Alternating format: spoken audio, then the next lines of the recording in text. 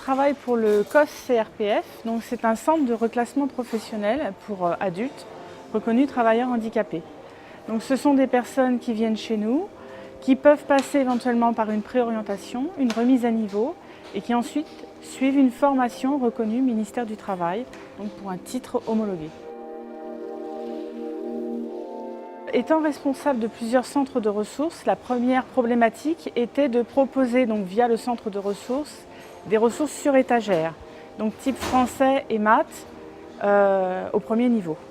Ensuite, par rapport à nos formations tertiaires, en support aux responsables de formation, c'était de proposer des ressources pour nos agents administratifs, donc de niveau BEP, jusqu'à des assistantes commerciales niveau 3.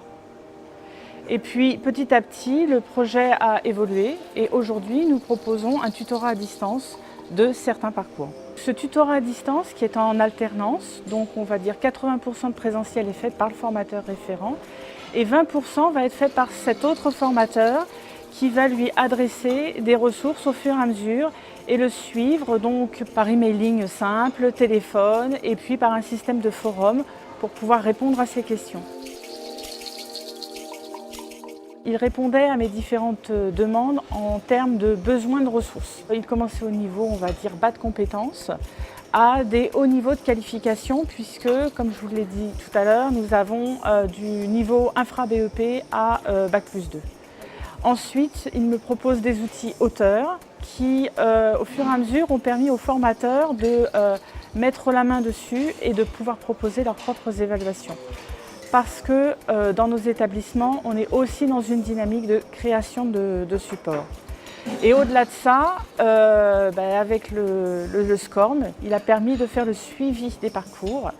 Et c'est ça qui a permis de finir de convaincre les formateurs de l'utilité de cette plateforme. Nous sommes encore dans la phase expérimentale. Aujourd'hui, nous avons 17 apprenants qui sont positionnés sur ce dispositif. Ça se passe relativement bien. La difficulté principale a été d'impliquer le formateur référent qui perdait un petit peu de sa partie référentielle.